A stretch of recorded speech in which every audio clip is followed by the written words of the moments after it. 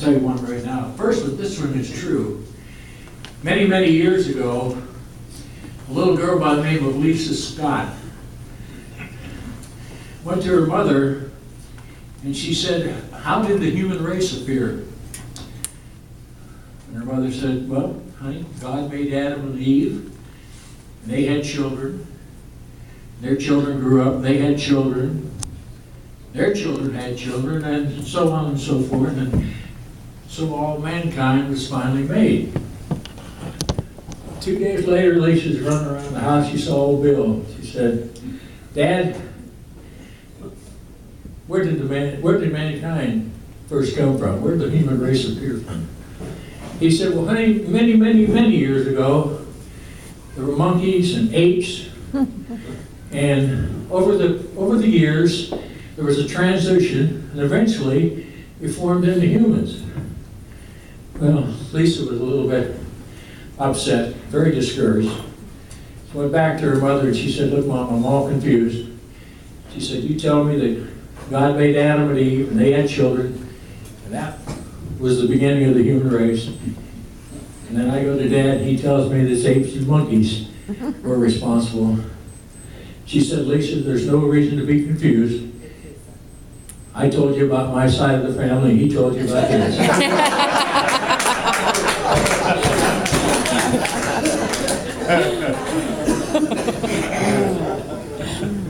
We always want to welcome our fellow optimists from the Fall Cities Club and the Breakfast Club, and it's always good to see you here. It's always good to get, we hate to do it just this once a year, but welcome back once again, and we consider you as our very, very, very important guests. Next, we're going to go to our speaker. Very interesting gentleman. I had a few minutes to spend with him here. He is the Governor Designate, Indiana South. He is a graduate of the Indiana Institute of Technology, a school I'd never heard of. It's up in Fort Wayne. There he got his engineering degree. He is now a supervisor with the American Electric Power Company. He's married, 2 children, boy and a girl, and has a couple of grandchildren. This time I'd like to introduce to you, again, our Indiana South Governor Designate, Frank Fowler. Frank.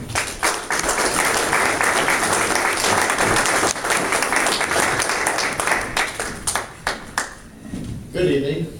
Thank you for inviting me to be here, Chris. It's great to be here with all of you. I didn't know you had your own building. He gave me an address, and when I drove up to the building and I saw Bill Scott's name on it, I knew I would be in distinguished company. We think a lot of Bill at the district, and most of it's good. He represents you well, and we're always pleased to see Bill there. We always do this countdown to find the oldest optimist in the room, the one with the most service, all that sort of thing. Bill's always the last one standing. He's a great man, and you should all be very proud to have Bill with you. I came to talk to you tonight about what's new going to be going on in the district, what I'm going to try and do as governor, and my theme, what I'm hoping to do to inspire people to get more involved in their communities and to join us at the district level. So I hope I don't bore too many of you. The incoming president, Ron Huxley, Optimist International President Designate, has chosen the theme My Optimism for his theme for the year. My optimism being that everyone has a story. You all have a reason for having joined the Optimists, or at some time during your time as an Optimist, you remember some child, some experience that you had with your fellow Optimists that encouraged you in all the time that you have been an Optimist. And Ron would like for you to remember that and rededicate yourself to to the purpose of serving the youth in our communities. I've chosen the theme based upon a video that I saw when I first started going to the district. Now, I joined the Optimist in 2008, so I haven't been an Optimist all that long, and here I am, I'm now going to be the governor. But I saw a video called The Push when I went to a district conference. And that video is about a mother eagle, and it's about the thoughts that she has in her mind as she is doing the last duty that she has for her children. And if you know anything about eagles, that last duty is to teach her children to fly. Well, eagles do that in a very special way. They push them out of the nest. And when you consider that the nest is on a sheer cliff, they have one choice. They fly or they fail. And so that thought is going through the mother's mind, and her thought is, why does the thrill of flying have to begin with the fear of falling? Well, we as Optimists face that same fear, the fear of failure, the fear of rejection, every time we go and invite someone to become a member of our club, every time we start a new project and we have to interface with new people at the schools, that sort of thing. And so I'm asking you to put those fears behind you, to work to remember what it was that caused you to become the Optimists that have created this building and has kept Jeffersonville going since 1952. You're all good clubs. Jeffersonville started the Falls City and the Jeffersonville Breakfast Club. You all had long careers. You guys started in 1965, and that way predates the Santa Claus Club. We started in 1974. So again, I want you to remember why it was that you became Optimist and rededicate yourself to the children of your community. And I want to ask you all to come soar with me for the kids. Thank you.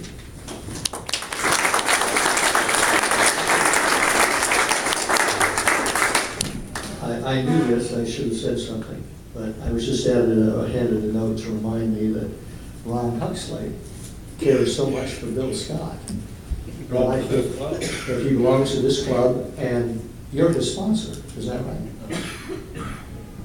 A scandal like that in this past, it's a wonder he's got this. Yeah. Before I leave, does anybody have any questions, anything they'd like to ask me? I'm with you. Turn it back over to you.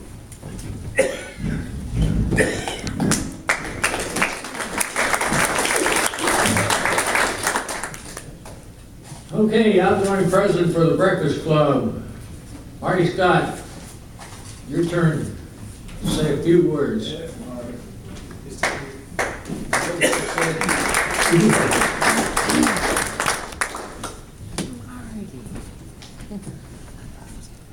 I'd like to thank the Evening Club for hosting us and feeding us, as they always do. They're such gracious hosts, and we appreciate it. I also want to thank Gil for explaining to me where my Uncle Bill came from. I really never realized that. Interesting story. I can't wait to tell my cousin Lisa. We've had a challenging year in the Breakfast Club. Jeffersonville lost a landmark in Jerry's Restaurant. We also lost our home. It's where we met, and that's where we've been used to meeting for as long as I've been a member, and most of the club members. So it's been a challenge to find a new venue, but it's also been exciting. We've got an industrious group where everybody's willing to reach out, check with other restaurants, and see who might be willing to host us. And we've been to Chuck's Place, Clark Memorial Hospital, Frisch's, Denny's, Crickets in Sellersburg, the Elks Club, Adrian and Company, and Perfection. And just after last week's meeting, we finally decided we're going to stay at Adrian's for a while. We're going to stay put. They've been very good. They've expanded their menu. They're new in the breakfast business, so it might be a good marriage with us and them coming along in a new venue to to see how our club works there. The attendance and our progress as a club has not been affected whatsoever. We've moved on. Have had pretty good attendance, and of course, lending that goes to our fundraiser. That every year there was no change there. Gus Luckert and Company puts on a show and a lot of fun. And we raised northward of $3,400 this year. So we really did good in that effort. We also were able to award 2 $1,000 scholarships, one to Alexandria McCord, and the other one was Ravish Patel of Jeffersonville High School. And I thank Don, he went up and awarded those scholarships this year at Jeff High. We've had a variety of interesting guest speakers this year. We've had Steve Stemler, and of course our own club member, Ron Grooms, come and speak about state politics and what's going on. It's been very interesting on both of their behalfs. They've painted a really bright picture of how southern Indiana is going to change, and Jeffersonville is going to be a big part of that with bridges coming in and development of the river bridge up there. So that was exciting. We've had head coaches. We've had a lot of excitement and changes in coaching in the area, and those folks have been in to speak with us. We've had police, fire, and other representatives of our community come in and tell us what's going on in town, and that's always exciting to hear about. We always seem to be on the forefront of what's going on in the community because our local people are always glad to come and speak with us. We grew our club by 1 member this year. That's 1 member per year, 2 years, so we're steadily growing. We're not a huge club, but we're staying and keeping our members and steadily growing. And I want to close by giving a special thanks to Mike Nelson. He's our recorder.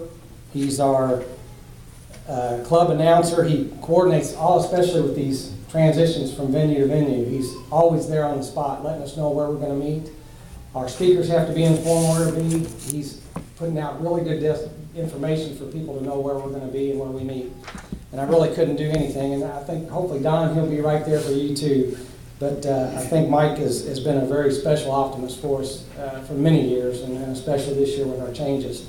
And I look forward to handing the reins over to Don Allen. I know he'll do a good job. He's been our president before, and I think that's why he's president again, because he does it well. And I want to thank Don and all my club members for a challenging year, and I think we've had a real successful year. Thank you.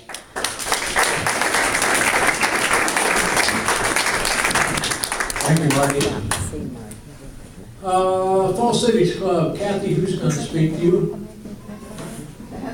Come on up here and say a few words, please.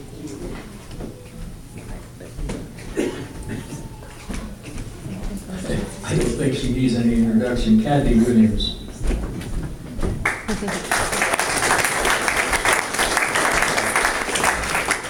Thank you all very much. I'm not the outgoing president of the Fall City this year. I'm going to be retaining that position, so I want to thank my ladies for giving me the confidence to lead again next year.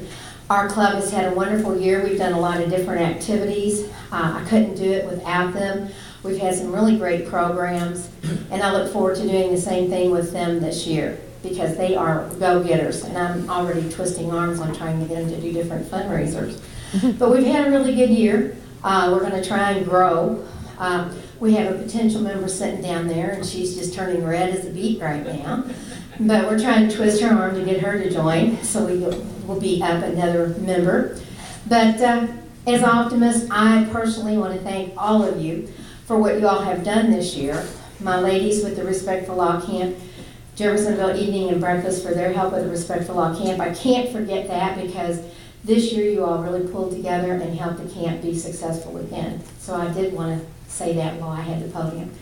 I want to thank you all for our wonderful year, ladies. I hope we have as much fun this coming year as we've done this year. And I hope you all come up with some good ideas so we can do more for the kids. Thank you.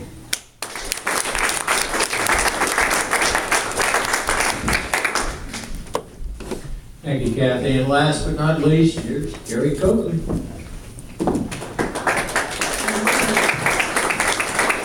Well, first and foremost, as y'all know, I'm quite hungry. So I want to say thank you to our dinner crew. I know they're in the back, and they may not hear this, but we appreciate them very much. They keep us well fed. I want to say thank you to the whole evening club. You all have risen to every occasion. Every time I have asked you to help, I passed out a slip of paper and said, here are ways you can help. And every single one of you signed up to do it. And I thank you. That's a part of what's allowed us to help the Falls City Club do what they've done and helped us have one of our best fundraising years in a long time. So I'm very, very pleased with that. I thank you to everyone on the officer team. We had some challenges before us this year, and we've risen to the occasion, and we've found a solution to everything that has come up. I thank you to everyone who's led a committee, especially those that take care of our grounds and raise funds for us. Jerry and his faithful sidekick Peggy, and everyone who makes that happen. And if I was president one more year, Paul, I'd say happy hour should become a committee. But you do a pretty good job of it, and you'd be president of that. I also want to say thank you to Rachel, my dinner partner. I fought leaving my dinner spot and coming up front for a whole year, and Rachel has kept me company. She lent me the $1 on my birthday that I didn't have in my purse. Even one day I told her, I love that bracelet you have on, and at the end of the night she gave it to me and said, here, I want you to have it. So it's a very special relationship has been formed there.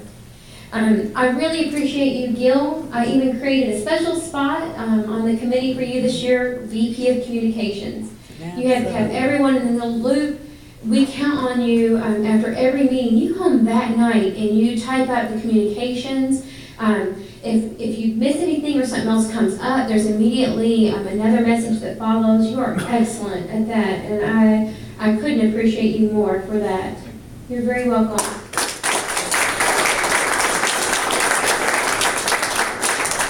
And last but not least, an individual that I'd like to recognize is Chris. I'm calling my partner in crime. We exchange texts and emails and phone calls and visits. He is the one that's helped make sure that I've been organized this year because, as you all know, I was tricked into this position. They said, oh, Carrie, let us nominate you. And I was like, oh, I don't know. You know, I have a really busy job and a really busy life. I'm not sure. Okay, you can nominate me. And little did I know that meant I would become president-elect for a year and then president. But I have thoroughly enjoyed this. Each of you in my club, I could say something very special about, something that each of you all have brought to this and that you've brought for years and continue to bring, and I thank you. Chris, especially, you've really helped with the fundraisers. I can't even imagine where we'd be right now if we didn't have all these club rentals that you've helped oversee. Thank you, Mark, for making all those deposits. It's been busy for our treasurer this year for all the fundraisers. And I really appreciate each of you, and I look forward to Dick being president. He has a platform on recruitment that's going to be really important for us because when it comes to recruitment this year, it's not been our best year. Thank you so much, Kevin Cunningham, my one inductee this year. Shoo, last meeting, by the hair on my chin. So I appreciate you all very much. John Worley, my sponsor, Bill, my encourager. Really, I have to stop because the list can go on and on. So I'm very proud to have been your president, and I'm very, very excited to introduce Dick as our incoming. Thank you.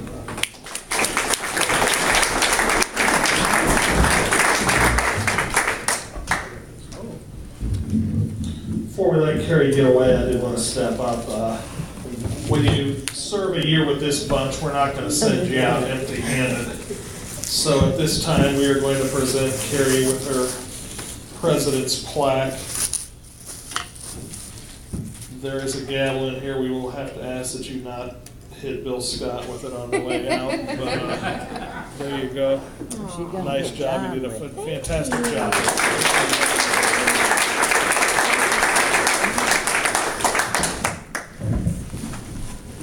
Time for the installation of officers. With all of the officers for the incoming year, please line up along the wall on this side, and our Indiana South Governor designate Frank Fowler will